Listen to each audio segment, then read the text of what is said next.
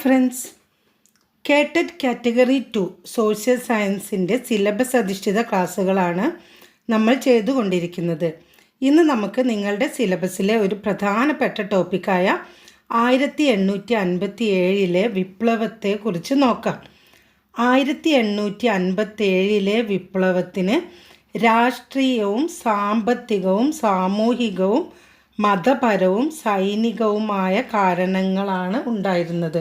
English East India കമ്പനിയുടെ അടിച്ചമർത്തൽ നയവും സാമ്പത്തിക ചൂഷണവും ജനങ്ങളുടെ ഇടയിൽ കടുത്ത അമർഷത്തിനും പ്രതിഷേധത്തിനും ഇടയാക്കി. അതുപോലെ പതിറ്റാണ്ടുകളായി കടുത്ത ചൂഷണത്തിന് വിധേയരാവുകയും അവകാശങ്ങൾ നിഷേധിക്കപ്പെടുകയും ചെയ്ത ഒരു ജനതയുടെ വികാര വിസ്ഫോടനമായിരുന്നു 1857 വിപ്ലവം. അപ്പോൾ നമുക്ക് ഇന്ന് ഈ വിപ്ലവത്തെക്കുറിച്ചിട്ടുള്ള പ്രധാനപ്പെട്ട പോയിൻറ്റ്സുകൾ നോക്കാം. ആദ്യമായിട്ട് 1-2 ക്വസ്റ്റ്യൻസാണ് ഈ ഭാഗത്ത് നിന്നും നേരത്തെ കേട്ടറ്റിന് ചോദിച്ചിട്ടുള്ള ക്വസ്റ്റ്യൻസ്. ദത്താവകാശ നിരോധന നിയമം കൊണ്ടുവന്ന ഗവർണർ ജനറൽ ആരായിരുന്നു? ദത്താവകാശ നിരോധന നിയമം, അതായത് ഒരു ഇന്ത്യൻ നാട്ടുരാജ്യത്തിലെ രാജാവ്, ആ രാജാവിന് ഒരു പുത്രനില്ലാതെ വരികയാണെങ്കിൽ അവർ അനന്തരാവകാശിയായി ദത്തുപുത്രനെയാണ് നിയമിച്ചിരുന്നത്. അപ്പം ഈ ദത്താവകാശ നിരോധന നിയമപ്രകാരം ഇന്ത്യൻ നാട്ടുരാജ്യത്തിലെ രാജാവ് അനന്തരാവകാശികളില്ലാതെ, അതായത് ആ രാജാവിന് ഒരു മകനില്ലാതെ മരിക്കുകയാണെങ്കിൽ ആ രാജ്യം ബ്രിട്ടീഷുകാർക്ക് പോകും, ബ്രിട്ടീഷ് ഇന്ത്യയിലേക്ക് പോകും. അഡോപ്റ്റഡ് സണ്ണിന് ബ്രിട്ടീഷുകാർ രാജ്യം നൽകിയിരുന്നില്ല. അതാണ് ഈ ദത്താവകാശ നിരോധന നിയമം. ദത്തെടുക്കുന്ന പുത്രന്മാർക്ക് രാജാവകാശം ലഭിക്കില്ല എന്ന നിയമമാണ് ഡൽഹൌസി പ്രഭുവാണ് കൊണ്ടുവന്നത്. അപ്പോൾ ഇതന്നെ വേറൊരു ക്വസ്റ്റ്യൻ നോക്കിയാൽ ഇതേപോലെ തന്നെ ചോദിച്ചില്ലേ, ഇന്ത്യൻ നാട്ടുരാജ്യങ്ങളെ പിടിച്ചെടുക്കാൻ ഡൽഹൌസി പ്രഭു കൈക്കൊണ്ട നയമാണ് ദത്തവകാശ നിരോധന നിയമം. അപ്പോൾ സബ്സിഡിയറി അലയൻസും അതുപോലെ തന്നെ ഡോക്ട്രിൻ ഓഫ് ലാബ്സ്, ദത്താവകാശ നിരോധന നിയമമൊക്കെ ഇന്ത്യൻ നാട്ടുരാജ്യങ്ങളെ പിടിച്ചെടുക്കാൻ വേണ്ടി ബ്രിട്ടീഷുകാർ കൊണ്ടുവന്ന നയങ്ങളാണ്. അപ്പോൾ ദത്താവകാശ നിരോധന നയം കൊണ്ടുവന്നത് ഡൽഹൌസി പ്രഭു. 1857 കലാപകാലത്ത് താഴെ പറയുന്നവയിൽ ആരായിരുന്നു ഇന്ത്യയുടെ ഗവർണർ ജനറൽ? ഞാനിതിൽ ഓപ്ഷൻസ് കൊടുത്തിട്ടില്ല. 1857 കലാപകാലത്ത് ഇന്ത്യയിലെ ഗവർണർ ജനറൽ ലോർഡ് കാനിങ് ആയിരുന്നു. ഇവിടെ ഓർത്തു വെക്കേണ്ട ഒരു കാര്യം, ലോർഡ് കാനിങ് ആയിരുന്നു ഗവർണർ ജനറൽ. എന്നാൽ ഈ 1857 റിവോൾട്ട് കഴിഞ്ഞപ്പോൾ ഈസ്റ്റ് ഇന്ത്യ കമ്പനിയുടെ ഭരണം അവസാനിക്കുകയും ബ്രിട്ടീഷ് രാജ്ഞി നേരിട്ട് ഇന്ത്യയുടെ ഭരണം ഏറ്റെടുക്കുകയും ചെയ്തു. അപ്പോൾ വൈസ്രോയി എന്ന ഒരു പോസ്റ്റ് നിലവിൽ വന്നു. അതായത് ബ്രിട്ടീഷ് രാജ്ഞിയുടെ പ്രതിനിധിയായിട്ട് വൈസ്രോയി, ഗവർണർ ജനറൽ എന്ന സ്ഥാനപ്പേര് മാറ്റിയിട്ട് വൈസ്രോയി എന്ന പോസ്റ്റാണ് നിലവിൽ വരുന്നത്. അപ്പോൾ ബ്രിട്ടീഷ് ഇന്ത്യയുടെ അവസാനത്തെ ഗവർണർ ജനറൽ ലോർഡ് കാനിങ് ആയിരുന്നു. അതുപോലെ ബ്രിട്ടീഷ് ഇന്ത്യയുടെ ആദ്യത്തെ വൈസ്രോയും ലോർഡ് കാനിങ് ആയിരുന്നു. അപ്പോൾ ഈ ലോർഡ് കാനിങ്ങിന് വൈസ്രോയി ആയി നിയമിതനാവുകയാണ് ചെയ്യുന്നത്. ആ സമയത്തുണ്ടായിരുന്ന ഗവർണർ ജനറൽ. അപ്പോൾ ബ്രിട്ടീഷ് ഇന്ത്യയുടെ ആദ്യത്തെ വൈസ്രോയി ചോദിച്ചാലും ലോർഡ് കാനിങ് ആണ്, അവസാനത്തെ ഗവർണർ ജനറൽ ചോദിച്ചാലും ലോർഡ് കാനിങ് ആണ്. 1857 വിപ്ലവത്തിൻ്റെ വന്യവായോധികൻ എന്നറിയപ്പെടുന്നത് ആരാണ്? കൻവർ സിംഗ്. 1857 വിപ്ലവത്തിൻ്റെ വന്യവായോധികൻ കൻവർ സിംഗ്. 1857 മാർച്ച് 29 ഭരത്പൂരിൽ മംഗൽ പാണ്ഡെ എന്ന ഇന്ത്യൻ സൈനികൻ ഒരു ബ്രിട്ടീഷ് ഉദ്യോഗസ്ഥനെ വെടിവെച്ചു കൊന്നു. മംഗൽ പാണ്ഡെയെ ബ്രിട്ടീഷുകാർ തൂക്കിലേറ്റി. ആ ഒരു വിപ്ലവം ഇങ്ങനെയാണ് തുടങ്ങുന്നത്. അപ്പോൾ ഈ വിപ്ലവത്തിന് ഞാൻ പറഞ്ഞു രാഷ്ട്രീയവും സാമ്പത്തികവും സാമൂഹികവും മതപരവും സൈനികവുമായ കാരണങ്ങളൊക്കെ ഉണ്ടായിരുന്നു എന്ന് പറഞ്ഞാലും 1857 വിപ്ലവത്തിൻ്റെ പെട്ടെന്നുള്ള കാരണം, ഇമ്മീഡിയറ്റ് കോസ് എന്താണ്? ഇൻട്രഡക്ഷൻ ഓഫ് എൻഫീൽഡ് റൈഫിളാണ്. അതായത് ഇംഗ്ലീഷ് ഈസ്റ്റ് ഇന്ത്യ കമ്പനി പുതിയ എൻഫീൽഡ് തോക്കുകൾ സൈനികർക്ക് നൽകി. ഈ തോക്കുകളിൽ ഉപയോഗിച്ചിരുന്ന തിരകൾ പശുവിൻ്റെയും പന്നിയുടെയും കൊഴുപ്പ് പുരട്ടിയിട്ടുണ്ടെന്ന കിംവദന്തി സൈനികരുടെ ഇടയിൽ പ്രചരിച്ചു. ഹിന്ദുക്കളും മുസ്ലിങ്ങളുമായ ഇന്ത്യൻ ഭടന്മാർ പുതിയ തോക്കുകൾ ഉപയോഗിക്കാൻ വിസമ്മതിച്ചു.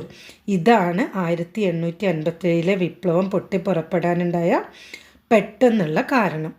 അങ്ങനെ 1857 മാർച്ച് 29 ഭരത്പൂരിൽ മംഗൽ പാണ്ഡെ എന്ന ഇന്ത്യൻ സൈനികൻ ഒരു ബ്രിട്ടീഷ് ഉദ്യോഗസ്ഥനെ വെടിവെച്ചു കൊന്നു.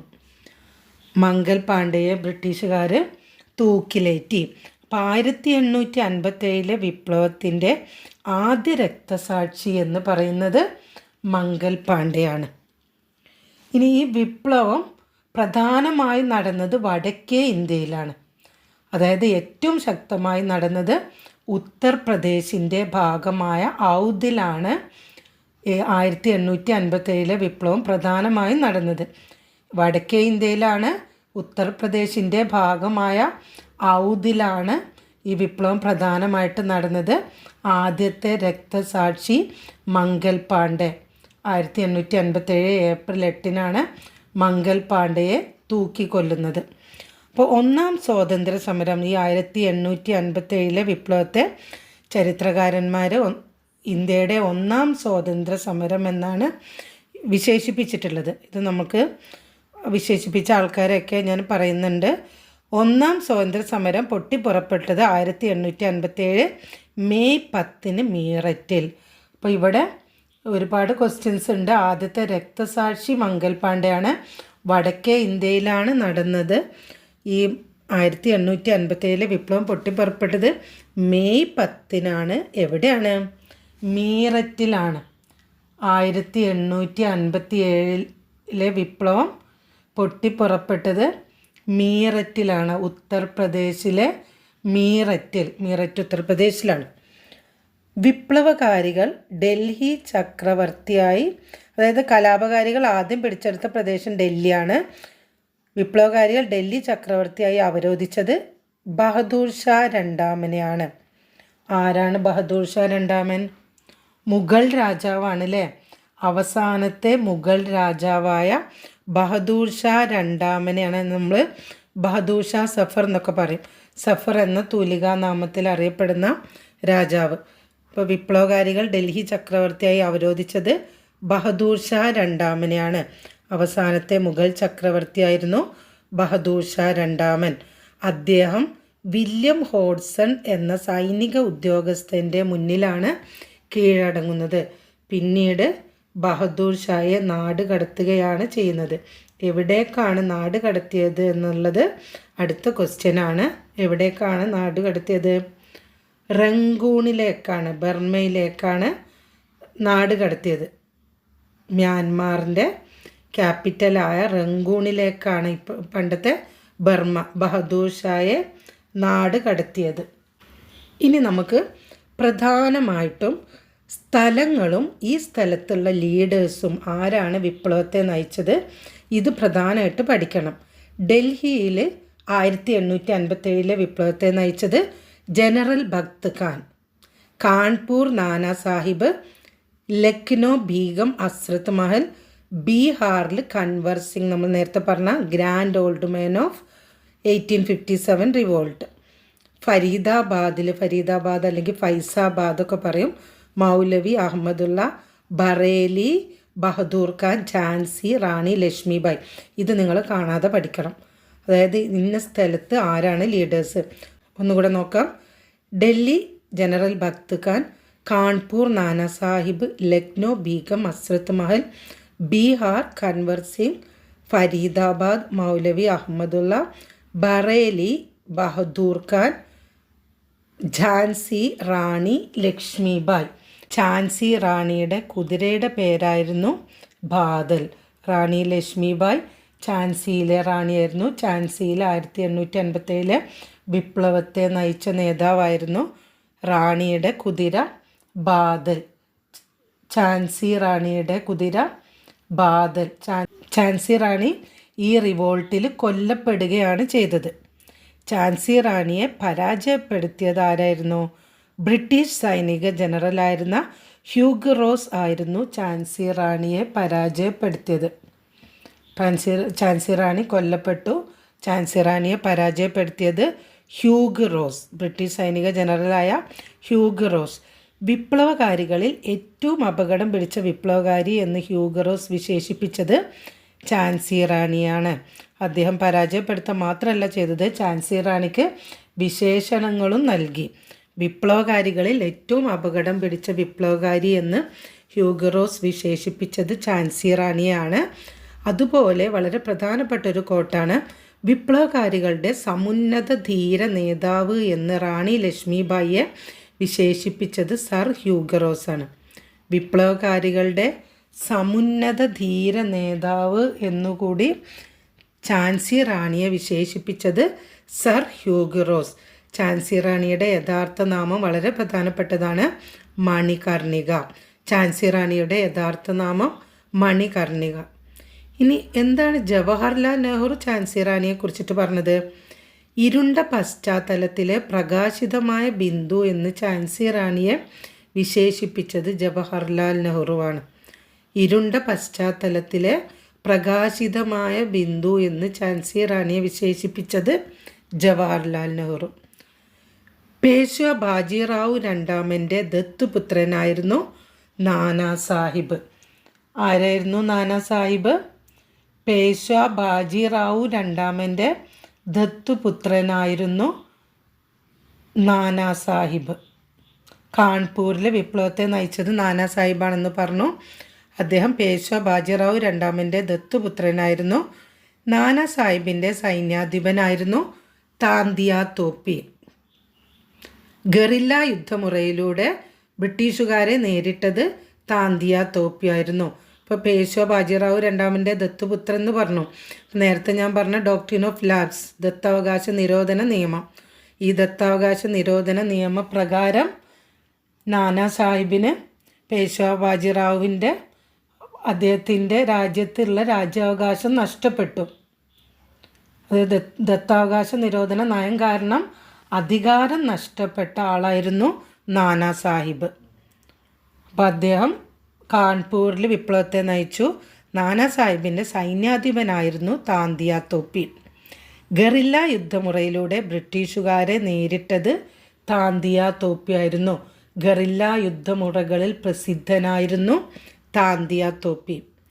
താന്തിയ തോപ്പിയുടെ യഥാർത്ഥ നാമം രാമചന്ദ്ര പാണ്ഡുരംഗ്. അപ്പോൾ ഝാൻസി റാണിയുടെ യഥാർത്ഥ നാമം മണികർണിക, താന്തിയ തോപ്പിയുടെ യഥാർത്ഥ നാമം രാമചന്ദ്ര പാണ്ഡുരംഗ്. 1857 കലാപത്തിൻ്റെ ബുദ്ധി കേന്ദ്രം എന്നറിയപ്പെടുന്നത് നാനാ സാഹിബായിരുന്നു. വിപ്ലവത്തിൻ്റെ വന്യവായോധികൻ കൻവർ സിംഗ്. ബുദ്ധികേന്ദ്രം നാനാ സാഹിബ്, വന്യവായോധികൻ കൻവർ സിംഗ്. ഡൽഹിയിൽ വിപ്ലവത്തെ അമർച്ച ചെയ്തപ്പോൾ നേരത്തെ നമ്മൾ പറഞ്ഞു, ഇവരുടെ നേതാക്കന്മാരെ കുറിച്ചിട്ട് പറഞ്ഞു. അതേപോലെ ഡൽഹിയിൽ വിപ്ലവത്തെ അമർച്ച ചെയ്ത സൈനിക ഉദ്യോഗസ്ഥനായിരുന്നു ജോൺ നിക്കോൾസൺ. ഡൽഹിയിൽ വിപ്ലവത്തെ 1857 വിപ്ലവത്തെ അമർച്ച ചെയ്ത സൈനിക ഉദ്യോഗസ്ഥൻ ജോൺ നിക്കോൾസൺ. ലക്നോയിലും കാൺപൂരിലും വിപ്ലവകാരികളെ അമർച്ച ചെയ്തത് കേണൽ ക്യാമ്പൽ ആയിരുന്നു. ലക്നോവിലും കാൺപൂരിലും വിപ്ലവകാരികളെ അമർച്ച ചെയ്തത് കേണൽ ക്യാമ്പൽ. 1857 വിപ്ലവത്തെ ഇന്ത്യയുടെ ഒന്നാം സ്വാതന്ത്ര്യ സമരം എന്ന് വിശേഷിപ്പിച്ചത് VD സവർക്കറാണ്.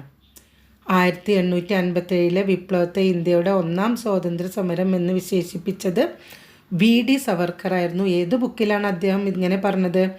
First war of Indian independence എന്ന പുസ്തകം എഴുതിയത് VD സവർക്കറാണ്. 1857 കലാപത്തെ ആദ്യമായി ശിപ്പായി ലഹള എന്ന് വിശേഷിപ്പിച്ചത് ഏൾ സ്റ്റാൻലിയാണ്. 1857 വിപ്ലവത്തെ ഇന്ത്യയുടെ ദേശീയ കലാപം എന്ന് വിശേഷിപ്പിച്ചത് ബെഞ്ചമിൻ ഡിസ്രായലിയാണ്. ഇന്ത്യയുടെ ദേശീയ കലാപം എന്ന് വിശേഷിപ്പിച്ച് ശിപ്പായി ലഹള എന്ന് ആദ്യമായി പറഞ്ഞത് ഏൾ സ്റ്റാൻലിയാണ്. അതുപോലെ ദേശീയ കലാപം എന്ന് പറഞ്ഞത് ബെഞ്ചമിൻ ഡിസ്രായലിയാണ്. അപ്പോൾ കാറൽ മാർക്സും ഫെഡറിക് ഏഞ്ചൽസുമൊക്കെ 1857 കലാപം ഇന്ത്യയുടെ ദേശീയ കലാപം എന്ന് തന്നെയാണ് എഴുതി വച്ചിരിക്കുന്നത്. ഇനി ഇന്ത്യയിൽ ഫ്യൂഡലിസത്തിൻ്റെ അവസാനത്തെ ചിറകടി എന്ന് പറഞ്ഞത് ജവഹർലാൽ നെഹ്റു. ഫ്യൂഡലിസമായിട്ടാണ് ജവഹർലാൽ നെഹ്റു 1857 വിപ്ലവത്തെ റിലേറ്റ് ചെയ്തിരിക്കുന്നത്.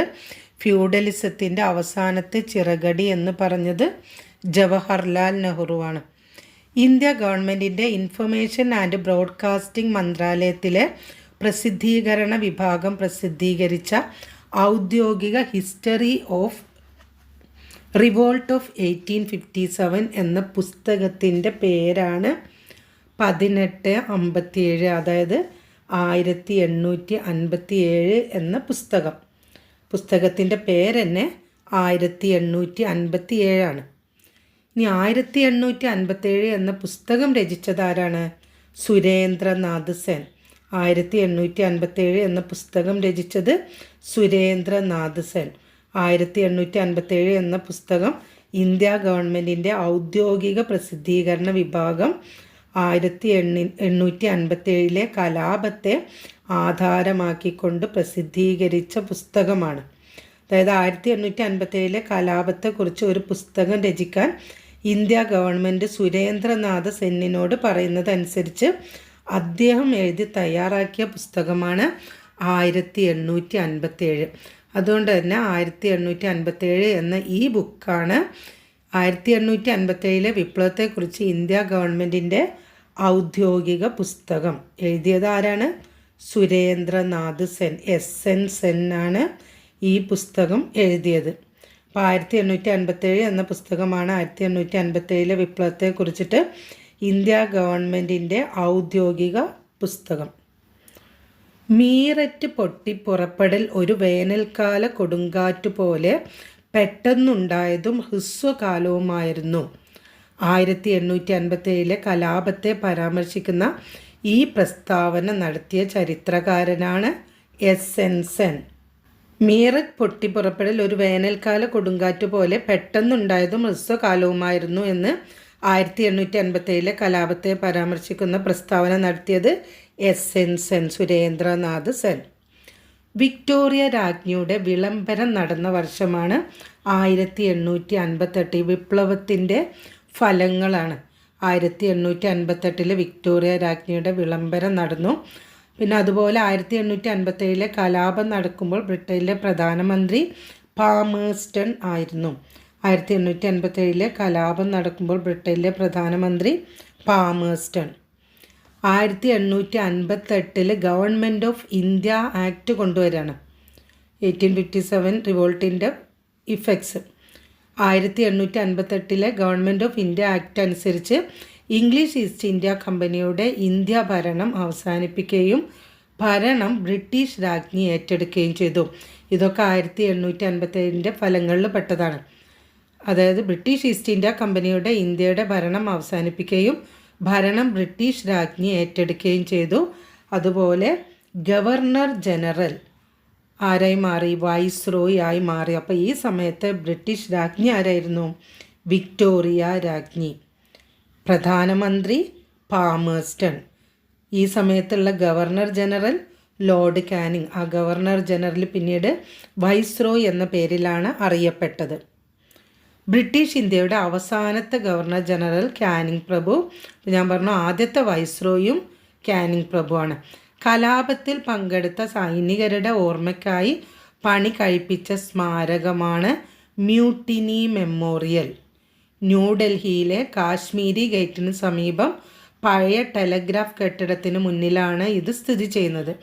1857 കലാപത്തിൽ പങ്കെടുത്ത സൈനികരുടെ ഓർമ്മയ്ക്കായി പണി കഴിപ്പിച്ച സ്മാരകമാണ് മ്യൂട്ടിനി മെമ്മോറിയൽ. ഇപ്പോൾ വീഡിയോയിൽ പറഞ്ഞിരിക്കുന്ന കാര്യങ്ങളെല്ലാം പ്രധാനപ്പെട്ട കാര്യങ്ങളും നമ്മൾ ഡിസ്കസ് ചെയ്തു. വീഡിയോയിൽ പറഞ്ഞിരിക്കുന്ന കാര്യങ്ങളൊക്കെ ഒരു നോട്ട്ബുക്കിൽ കുറിച്ച് വെച്ചിട്ട് എക്സാമിന് വേണ്ടിയിട്ട് നന്നായിട്ട് പഠിക്കുക. അടുത്ത ടോപ്പിക്കുമായി നമുക്ക് അടുത്ത വീഡിയോയിൽ കാണാം.